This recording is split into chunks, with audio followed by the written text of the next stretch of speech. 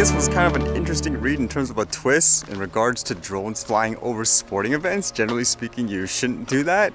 It says here, 8 Czech fans arrested over plans to fly drone at Kosovo Euro 2020 qualifier. Police in Kosovo have arrested 8 Czech football supporters who were apparently planning to fly a drone with a pro-Serbia banner during Saturday's Euro 2020 qualifier between Kosovo and Czech Republic. 6 men and 2 women were arrested near the Kosovan capital of Pristina, where the game is taking place. Local police seized a drone, a Serbian flag, and a banner that read, "Kosovo is Serbia," and as well as fireworks and a knife from 2 cars with Czech license plates. And from what I read here, basically it's not so much about flying the drone over people and stuff like that, it's more about the flag on the drone. It says that Kosovo's population is substantially Albanian. In October 2014, a Euro 2016 qualifier between Serbia and Albania in Belgrade was abandoned after a drone was flown above the pitch. The drone was carrying a flag that labeled Kosovo part of Greater Albania and sparked a mass brawl between players. Albania were eventually awarded a 3-0 default win. So like there, from what I had read, it's more about the flag, and I guess they're worried about how it can start another riot as opposed to so much about flying the drone over people and how people say that's dangerous and all that. It's kind of an interesting twist.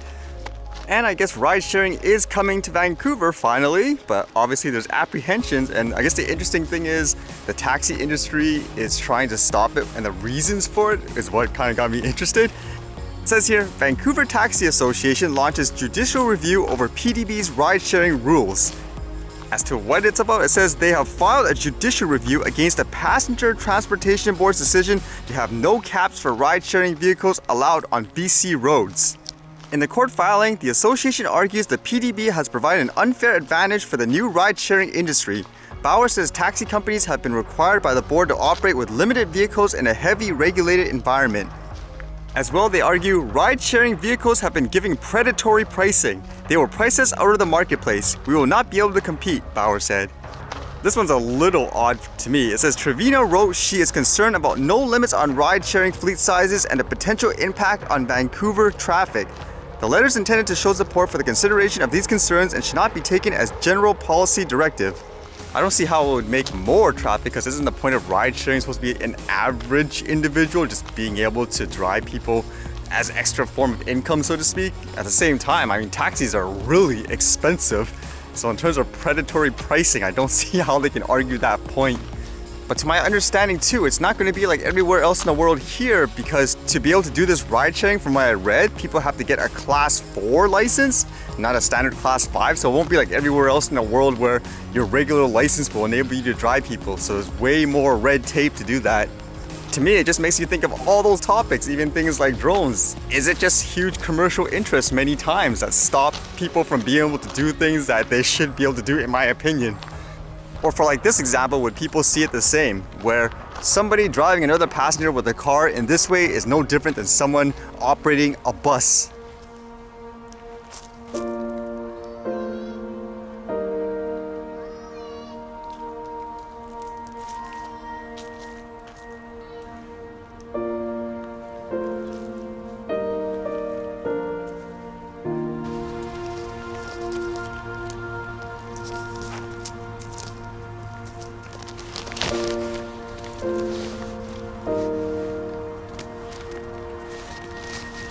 I think that's a different one.